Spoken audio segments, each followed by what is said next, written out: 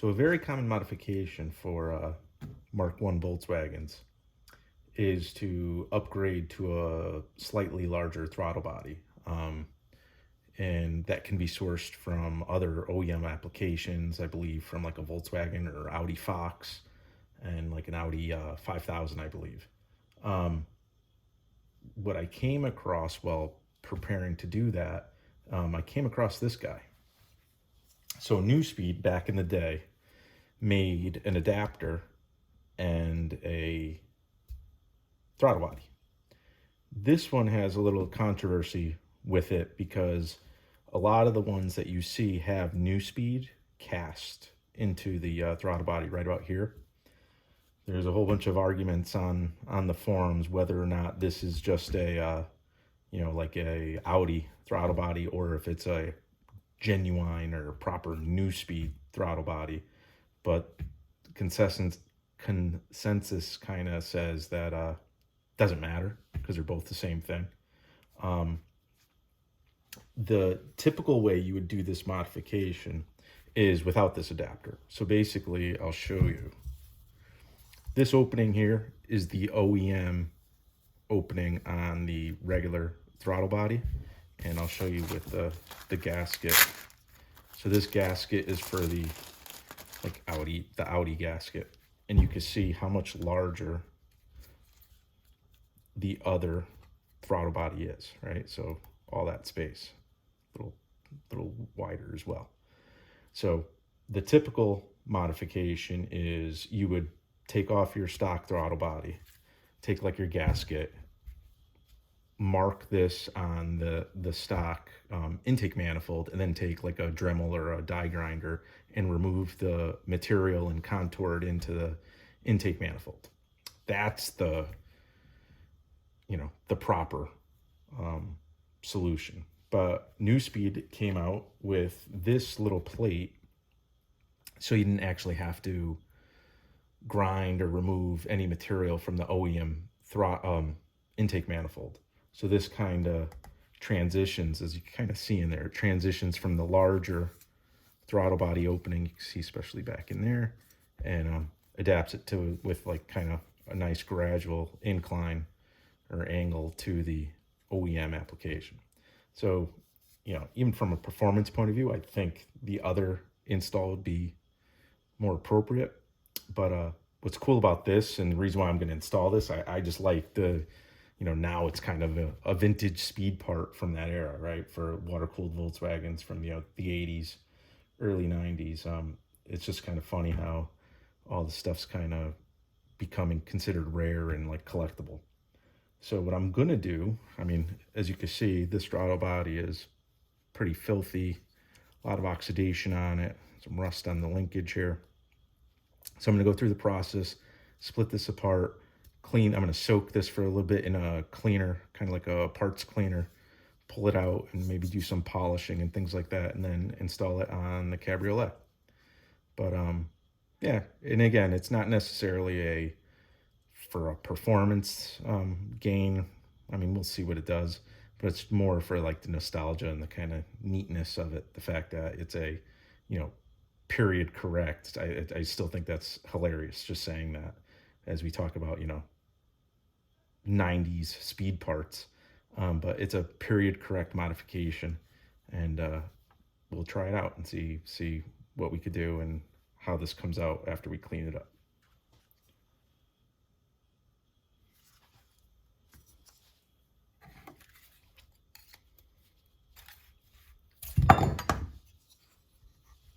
Again, here's the plate.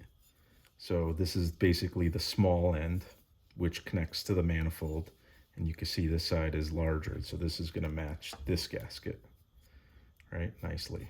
So like I said, normally without this you would have to grind the stock intake manifold and kind of widen out and create the contour that you see here on the manifold. But that's really it with this. So I'll just clean this up and be careful not to ruin the Neuspeed logo there. And then here is the throttle body.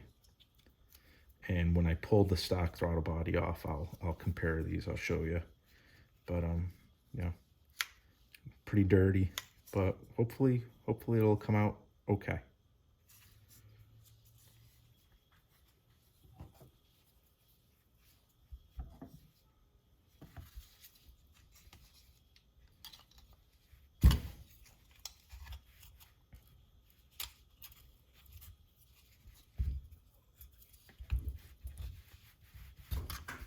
This is pretty caked on there. I might put it in the parts washer, or the the parts cleaner with the gasket even on it, and then just have it all come off at one time. Same thing with the oxidation.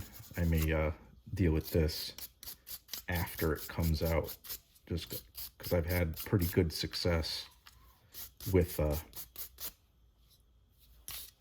putting carburetors and throttle bodies in that sort of material, in the cleaner, and coming out looking pretty good.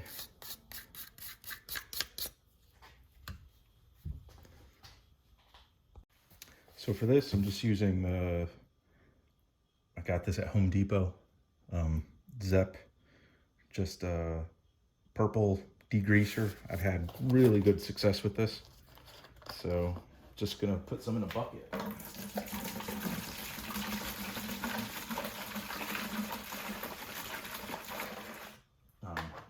You're supposed to dilute this. I'm not going to. And then put the part in and let it sit.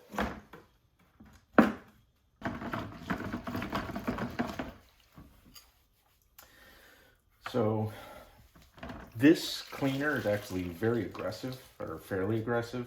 So I did actually dilute with some water, but you'll notice it starts creating like this, it's like this dark gray slime coat on everything. So you have to be, you can't leave it in too long. I don't know if it's reacting with the aluminum in a certain way or the alloy, but you can see the linkage is already, the plastic bushing there is nice and white. Linkage is all clean. You can see the oxidation came off.